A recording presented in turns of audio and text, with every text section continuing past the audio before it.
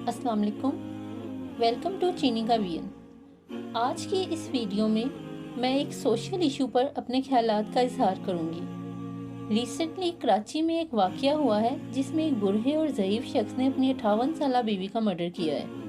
اب اس کے بارے میں جو وجہ زبان زد عام ہے وہ یہ ہے کہ ان صاحب نے اپنی بیوی کو حق زوجیت نہ ادا کرنے پر مار دیا ہے۔ میں اس واقعے کو ذرا مختلف نظر سے دیکھتی ہوں۔ میں سمجھتی ہوں کہ اس واقعے کی امیڈیٹ کوز تو نو بائی وومن ہو سکتی ہے، مگر اس کی روٹ کوز کچھ مختلف ہے۔ اس وقت یہ جو کیس ہے میڈیا میں ایک فوگ آف ساؤنڈ بائٹ بنا ہوا ہے۔ مطلب یہ کہ یہ ایک کمپلیکس ایشو ہے جس کی گہرائی ایک کیچی فریز جو کہ ہے حق زوجیت سے انکار کے پیچھے کہیں گم ہو گئی ہے۔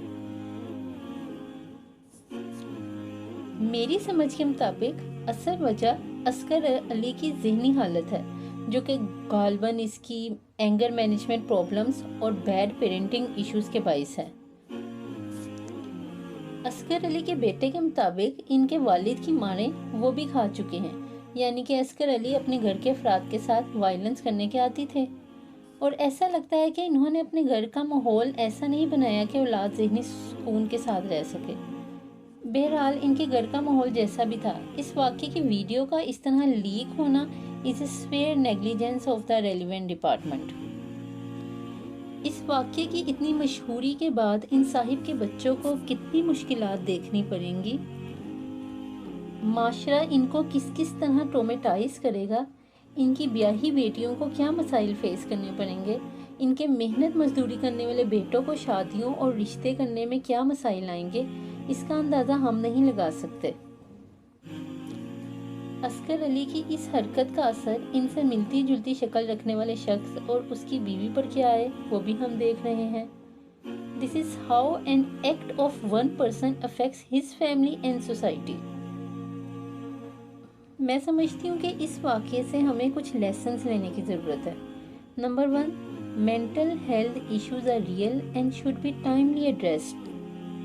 Otherwise, a common person of society can become a criminal۔ دوسرا یہ کہ اگر غصہ حرام کیا گیا ہے تو کسی وجہ سے اس کے اثرات تباہ کن ہیں۔ صرف غصے کو قابو نہ کر پانا انسان سے کیا کچھ کروا سکتا ہے۔ یہ چیز تو ہمیں نارمل سم ٹائمز دیکھنے میں آتی ہے کہ کسی شخص کی لو میرج ہوئی ہوتی ہے اور کچھ عرصے بعد ڈومیسٹک وائلنس وغیرہ والا معاملہ چل رہا ہوتا ہے تو پتہ چلتا ہے ان میں سے کسی ایک کا غصہ ہی بہت تیز ہے۔ تو یہ ہے کہ غصہ جو ہے نا انسان کی خوشیوں کو کھا لیتا ہے، انسان کے رشتوں کو کھا لیتا ہے، تو غصے سے تو انسان جتنا بچ سکے بچے۔ نمبر 3 کہ وائلنس جو ہے نا از پروہیبیٹڈ۔ ایک حدیث کے مفہوم کے مطابق وہ اچھا مسلمان نہیں ہو سکتا جس کے ہاتھ اور زبان سے کوئی دوسرا محفوظ نہیں، یعنی کہ physical violence as well as harsh words are not accepted according to Islamic فلسفی۔ اب اس سب کے بعد انسان جتنی مرضی نمازیں پڑھتا رہے اور داڑھی رکھتا رہے، یہ تو خدا ہی جانتا ہے اس کی عبادت قبول ہوئی ہے کہ نہیں۔ نمبر 4 کہ اس طرح کے جو کیسز ہوتے ہیں انتہائی حساس نوعیت کے ہوتے ہیں، کیونکہ ان کے اثرات بڑے تباہ کن ہوتے ہیں، لہٰذا اداروں کو بہت احتیاط سے معاملات کو دیکھنا چاہیے۔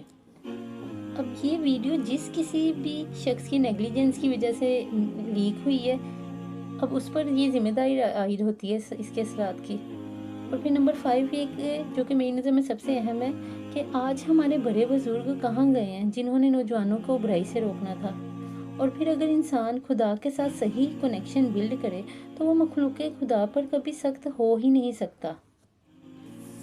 اور مجھے اس واقعے کو دیکھ کر لگتا ہے کہ عبادت میں تاثیر پیدا کرنے کے لیے انسان کو پہلے اپنے اخلاق اور کردار کی پختگی پر کام کرنے کی ضرورت ہے۔ لیسن نمبر 6 از کہ ایک چیز ہوتی ہے اسے ول پاور کہتے ہیں۔ خدا نے انسان کو کمزور نہیں بنایا، یہ انسان ہی ہے جو اپنی خواہشوں کی پیروی کرتے ہوئے اپنی خودی کو بھول جاتا ہے۔ اگر ول پاور ایک نوجوان میں ہونا اور وہ اپنی ول پاور کا صحیح استعمال کرے تو وہ لذتوں اور خواہشوں سے آزاد ہو سکتا ہے۔ اور پھر اگر ایک بوڑھا شخص بھی اپنی خواہشوں کا غلام ہو جائے تو پھر جتنی مرضی سوکھی نمازیں پڑھتا رہے۔ Thank you for watching my video. یہ میرا پرسپیکٹیو تھا اس ایک ایشو پہ، تھوڑا سا فلسفیکل ہو گیا ہوگا، بٹ میں چاہوں گی کہ اگر آپ میں سے کسی کا بھی کچھ ایک ڈفرینٹ ویو پوائنٹ ہے، ایک جو زبان زد عام ایک چیز ہے، اس سے علیحدہ کوئی سوچتا ہے، تو اپنی خیالات کا اظہار، اپنے نالج کا اظہار کمنٹ سیکشن میں ضرور کریں. Thank you.